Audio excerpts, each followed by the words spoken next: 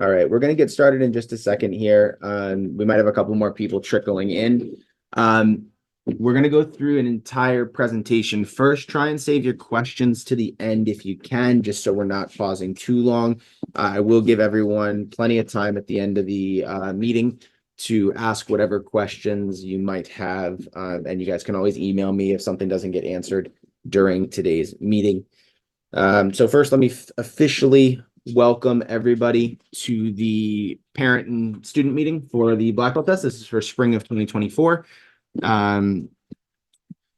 going to start by just kind of going over some general meeting notes and general expectations. So this year for the exam, the official exam period of time, the start time, will be between March 1st and May 15th. We're still working on nailing down a final testing date, but we're thinking mid to late May. So the 15th will be the due date for most of the projects and essays.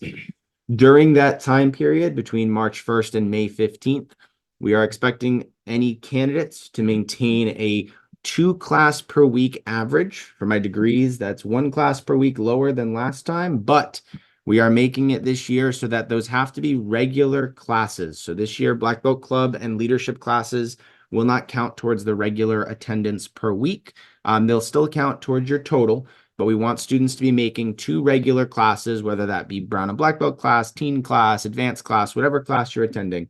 But plan on making 2 regular classes per week as part of your requirement. The totals are still the same. So by the date of the test, we need the brown belts going for black belt to have a minimum of 120 total attendances on their belts. And then each degree is going to be 100 attendances per degree that you're going for. So 100 for first degree, 200 for second degree, and 300 for third degree. Those totals will be updated on the black belt tracker should you choose to opt into it. Usually weekly once we get started, so you guys can track your attendance. Obviously, we expect everyone to be on time for any of the required classes that we run, making sure you have proper gear and equipment. We are still requiring that everyone attend 2 candidate classes throughout the testing cycle. We'll release those dates as soon as we have them scheduled, and you guys can register ahead of time to save your spots. And then we'll have a nice detailed schedule out for you guys to make sure you're tracking all of your deadlines. Stuff that you'll need ahead of time and just some more kind of housekeeping stuff. Everyone will need a white uniform for graduation. EIT white uniforms do not count as a white uniform. It needs to be a simple, basic, kind of like the one you got in your first day, white EFK uniform. You guys can grab those at any point during the exam if you don't still have one, but that will be a requirement for everybody for graduation day. Your sparring gear also has to be in good repair and usable. There will be a sparring component for all students, so we need to make sure that everyone is safe and has all the appropriate gear by the time we hit the end of the test. Plan on bringing a water bottle to every event. For brown belts, you guys will receive your 7th and 8th stripe on your brown belts once you complete the 5K and your second candidate class, respectively. So if you have 6 on your belt right now, don't panic. You will get your other 2 as part of the testing requirements. And then memberships and tuition must remain active through the end of graduation. That goes for any testing. We need to have everyone still be a member of EFK. This is our policy for students not completing their exam. So please take note. For most of the due dates, we understand stuff comes up and things fall behind sometimes. So there is a 3-strike policy on most of our due dates. If you miss a checkpoint and we say, hey, you missed turning in your, I don't know, let's say essay. If that is your first strike, you'll be fine. Just make sure you get it in as timely and as quickly as you can. However, if you are consistently late, missing a number of different checkpoints, and you are tardy on a number of the requirements, you will be moved to the next exam if you hit 3 strikes. There are 4 items throughout the testing, which will be, if missed, immediate removal from this exam and moving on to the fall exam. We will have attendance minimums, attendance cutoffs for each level. The first one is 84 classes for brown belts by the start of the exam, and 64, 164, and 264 for my degrees, respectively. Those will be sent in an email and posted on the website, so don't panic if you don't know them. But there'll be set checkpoints to make sure that everyone's keeping up on their attendance. If you miss any of those attendance cutoffs, that would be your first immediate cut from the exam. And then if you are unable to complete the 5K, you don't complete the obstacle course, or you don't complete and you miss the graduation day, those are all things that would remove you to the next exam. And we'll go over the expectations from those in a different slide.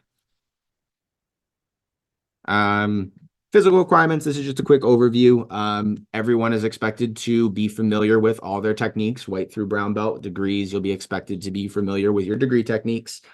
When you see the words junior, youth, and adult throughout the exam, these are the age brackets. So a junior is anyone under 12. And usually we use the marker of the age you are going to be during graduation. So if you turn 12 in, say, April, you would be considered a youth because you would be 12 by the date of your graduation.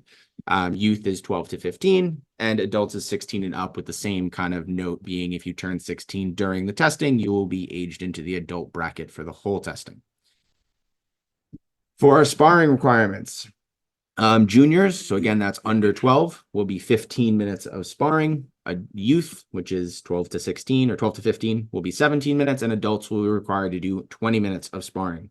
This year for 5K, there is a single time that everybody, whether you are a degree, a brown belt, doesn't matter. The cutoff time for 5K is 37 minutes or less. That is for everybody. This is a hard requirement. So if you come in at 37:05, you will have to try again. We are doing the 5K the same way we did this year, which is you guys will run your own 5K, whether you do it digitally or join a local run, or however you want to do it. You will submit your completed 5K time to me to qualify for the obstacle course and participating in the obstacle course. So once again, cutoff time for 5K is under 37 minutes. You must submit that time to me prior to the date of the obstacle course to be allowed to participate in the obstacle course. I believe we are aiming for obstacle course sometime in late April. We are working on finalizing that date now, but keep that in mind because that 5K is a cutoff point. Nothing too different here. Brown belts, if you're looking at this for the first time, these are your physical requirements for testing. We have the 5 exercise categories: push-ups, wall sits, planks, jumping jacks, and squat thrusts. And these are the numbers for each degree. I'll let you guys take a look. I don't have to go through them. These will be done on the day of the exam with a fitness assessment done about halfway through just to kind of check your progress. So take a note. These will also be up on the website if you miss it, but these are your physical exercises that you'll be expected to work up towards. Okay. This is for brown belts going for black belt only. So degrees, you guys are responsible for your degree kata, whether that be Basudai, Konkudai, Konkusho, Hangetsu, whatever it may be. Degrees, you're responsible for that kata. Brown belts, you guys will be creating your own kata as part of the black belt test. So you will be creating a 36 move creative kata and presenting it on the day of the exam.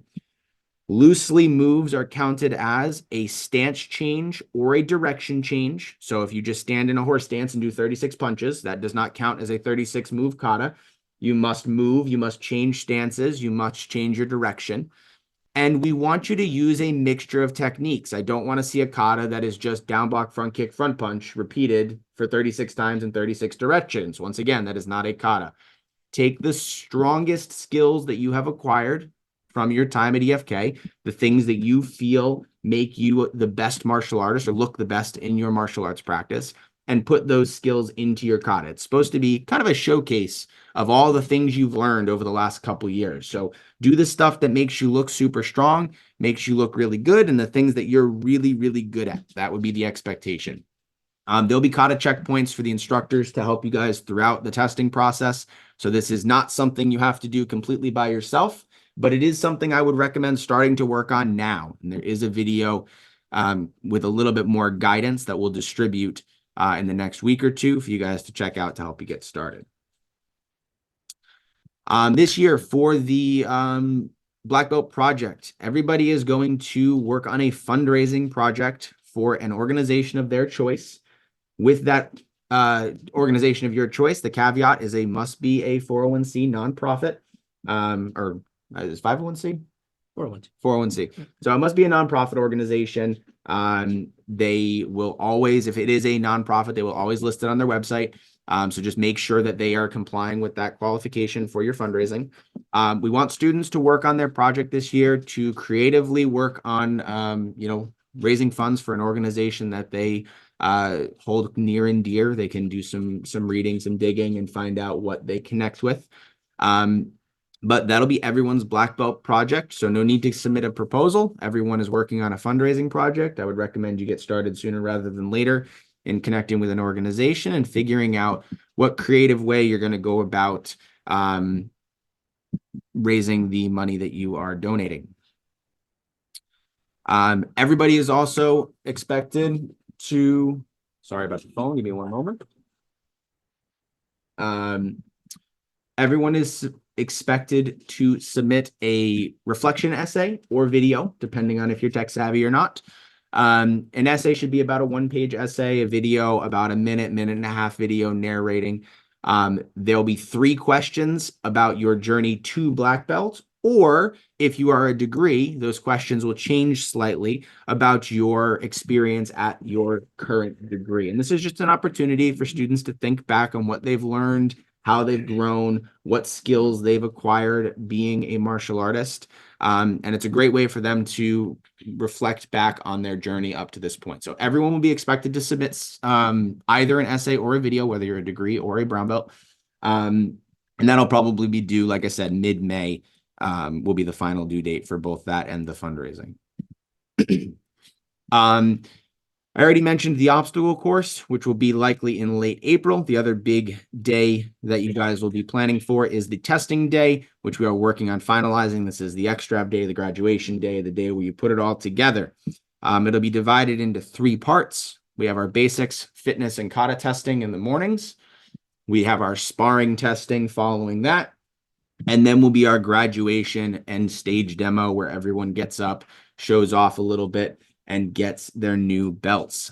We will release this date as early as possible so that everyone has time to plan, but this is mandatory. We do need everyone there for the full day, and it will be a full day. So plan on being there. And like I said, we'll get that date out to you as soon as I have space nailed down. This is just a rough outline of there'll be checkpoint dates, as I mentioned, that you should keep in mind. These are our loose outlines for some of those dates. So kata checkups will be done every 2 weeks or so, usually starting after the first month. I'll release the first official date on the website when we have it, but then they'll be done every 2 weeks up through the end of the exam. As I mentioned, the first attendance cutoff is March 1st. Brown belts must have a minimum of 84 attendances total to pass that cutoff. Degrees or black belts going for first degree must have a minimum of 64 classes to make that cutoff. And then degrees going for second and third degree must have 164 and 264 respectively to make that first cutoff. And we will publicize the other cutoffs for April 1st and May 1st on the Black Belt portal for you guys to take a look at. Fitness assessments will be done mid-April. Candidate classes will be run on Saturdays, which will release the dates a little bit closer to the exam time. We're estimating the obstacle again to be late April. I put April 27th as the estimated date. When I find space, we'll clarify that, but that's the weekend we're aiming for. And then all of those final due dates will be May 15th, with the graduation and testing day to be determined, but it will be likely after May 15th. So for those looking for a ballpark, it'll be sometime between May 15th and the first week of June, more than likely. But again, it largely depends on space. that is the rough overview. Before you guys ask me all your questions, which we'll have go through the chat in just a second. No one type yet. I'm gonna put my direct email into the chat for everybody. I want everybody to take note, write this down, make sure you have it somewhere. This will be my direct contact line for the duration of the test. If you guys have any questions, please feel free to email me or connect with me somehow so I can get you guys on the right track. I like parents who are, or families, students, whoever, who ask me questions early. So you guys are on the same page as me and we're not panicking down the line when we've already missed deadlines. So if you have any questions, any confusion, please let me know early so we can figure stuff out and everybody is smooth sailing from there. No worries. Who is that? Oh, Ananya. No worries. Is there a minimum fund to be raised? I did not answer that question. No, in the past, we've had a set number that's been $350 per person. We are going to be a little lenient with that this year. We're not going to set a number. We want everyone to just strive for the best they can do, but we're not going to set a definitive amount that we'd like. All class counts will officially begin as far as the 2 times per week after March 1st when the test officially launches. Your class totals will be working off of what you're attending now. So that 84 class minimum is something you should be working towards now. Yes, Lo, I couldn't remember if it was 401c or 501c. There's a denotation for nonprofit. It might be 501c. It might have been a typo on the slide. But either way, it should be some number C, profit organization.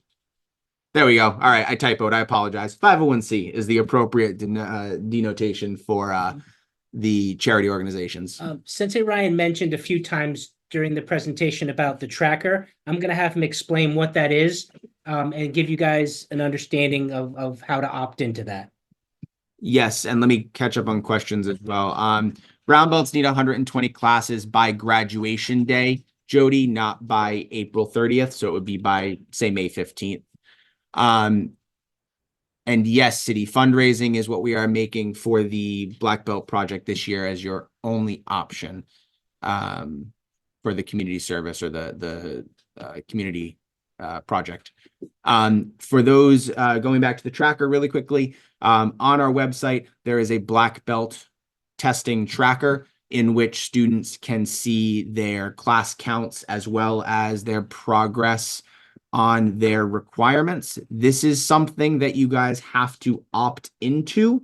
It is free service. There's nothing like that, but we for personal information reasons, we don't automatically put students' names up on the site. So if that's something you want to have access to throughout the testing, you would email me just simply your student's name and just saying you want to opt in, and I will go ahead and add you guys onto the public tracker. It can then be found under the members area on our website as Black Belt Testing Tracker.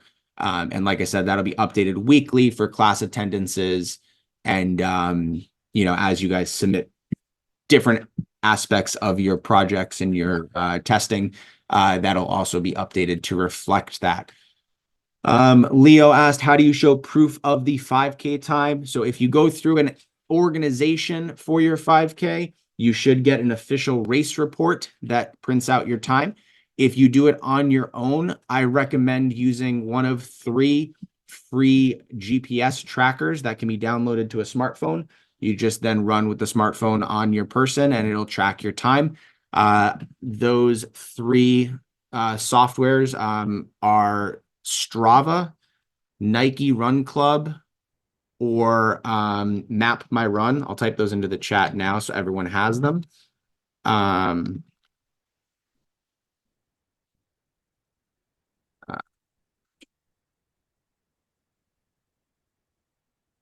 So those are 3 separate applications. They are all free.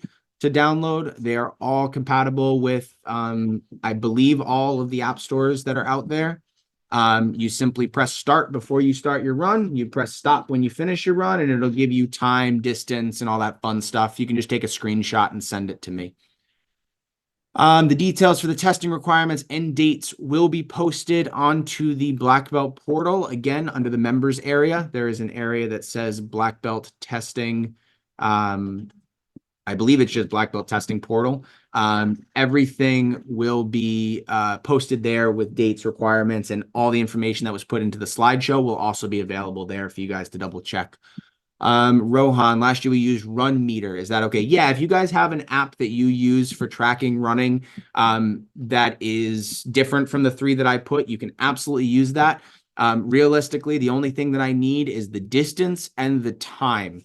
Would be the main two statistics that I need. So making sure that you're running 3.1 miles and showing me the time it took you to do that. There are 1,000,001 apps out there. So if you have a preference, absolutely use the one you're used to.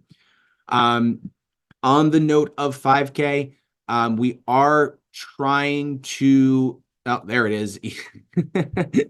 Eli, I was just going to get to that. We are trying to put together a running club option for the winter. Obviously, potential for snow is a little bit of a challenge with space, and tracks don't typically shovel out. So I'm working on trying to find a venue that would be able to support that kind of thing. If I can do it, it would likely start in late January, early February, and would run similarly early on Saturday mornings. If I can get it together, I will reach out and let you guys know that we're running it, so you guys can let me know if you're interested. Jody, I believe Apple Watch Tracker should be fine. I haven't seen it in a while, but again, as long as it gives me the times and the distance ran, I imagine it should be just fine, and you can just snap a screenshot and send it over.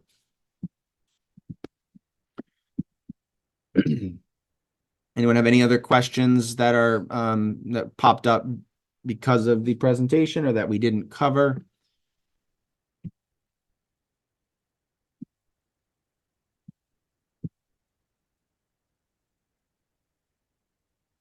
Okay, perfect, Jody. That sounds good. So then it sounds like if you have an Apple Watch, that might be a great way to track the 5K times as well.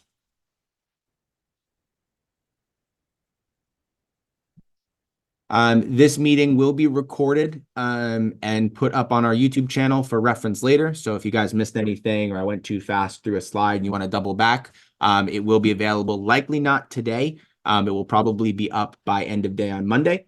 But that will be a resource. And once again, the Black Belt portal will have all of this information posted for the duration of the exam, as well as dates crop up. They will be updated on the Black Belt portal as well as emailed. Make sure everyone pays attention to the email that you have on file with us. We try and communicate weekly with our Black Belt candidates with reminders, updates, things of note. So that'll be a great form of communication. Make sure that you guys are, subscribed and you have our email coming through. Nikki's asking what the obstacle course consists of. We never go into too much detail, but the obstacle course is going to be 3 miles of running or 3-ish miles of running, in addition to, or broken up by various challenges and obstacles. The 5K is a prerequisite to that because we need to make sure you can do a 5K in a comfortable amount of time, because the obstacle course is, as I always say, 5K plus stuff. So it'll be 3 miles of running broken up by different exercises. It depends on how hard you train, Samarth. Samarth asked, how hard will it be? I always tell everybody for the physical requirements, it is very difficult if you don't train for it. If you train consistently and build you up your strength and your times for all of the physical requirements, it could be really easy if you train really hard. So that is entirely up to you. Jody, there is a loose time limit for the obstacle course, but the general consensus is just to finish it, because once again, everyone will have to come in under a specific 5K time. So that's your timed component. The obstacle course is just something that they have to get through. Generally speaking, obviously, there's a within reason clause there, but generally speaking, there's no specific time limit.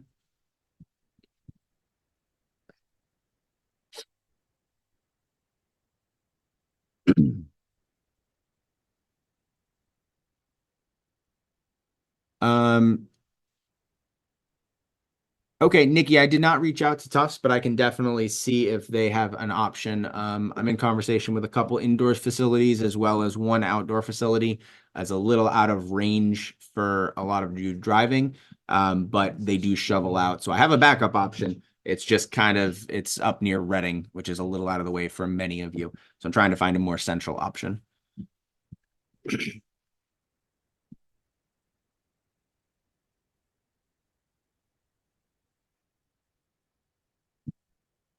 All right, we are under 10 minutes left on my meeting timer here for Zoom. So if anyone has any last minute questions that they want to ask, definitely get them into the chat now. Once again, if there's something that crops up later, or if you have something that pops into your head after the conclusion of the meeting, you guys can just email me. There'll be pretty consistent communication throughout. How can we train for the obstacle course in addition to the running? Cardio training, as well as the training for the 5 physical requirements on the black belts exam, should put you in great position to do the obstacle course. Obviously, attending classes as well, working on your basics.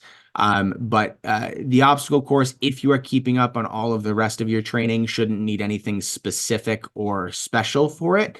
It's just something that you should that should be able to be done if you are doing all the other things that you need to do for the black belt test. So nothing specific, just make sure you keep up on the running and push your fitness for those 5 exercises that I mentioned. You should be in great shape.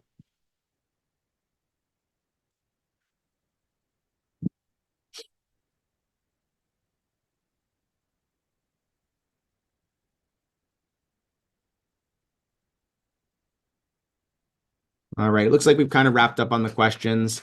Thank you guys very much for coming. I hope that is helpful. I will send up a follow-up email probably early next week with a reminder on your first step, your first dates, first things to remember, and all of the meeting information and website stuff will be updated by the end of the day on Monday for those looking to get started. But we're excited to be in testing cycle or prepping for testing cycle. We got about 2 months for the students to train and get ready. So set your mind on black belt now. Every time you show up to the studio from here on out, you should be thinking about your test, thinking about your requirements, and thinking about what you need to do. But I'm excited to take you guys on the journey. I'm excited to have everyone take this next step in your training. So thanks for coming out. We'll see everybody soon in class and have a great rest of your weekend. Stay safe in the big storm, okay?